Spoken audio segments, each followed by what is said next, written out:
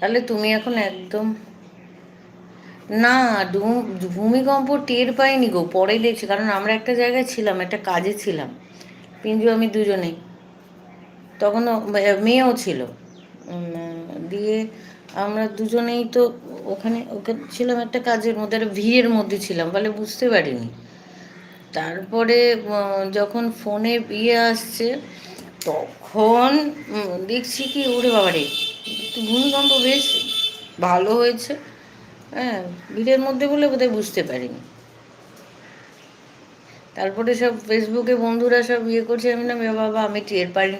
তাদের দু একটা বন্ধু বলছে, তো তো তুই তো অন্য গ্রহে বাস করিস, তুই কী করে টের পারবি? আমি বললাম, বিশ্বাস কর, এমন একটা জায়গায়, মানে এত ভিড় সেখানে, ওই ভিড়ের মধ্যে মধ্যে বুঝতে পারিনি।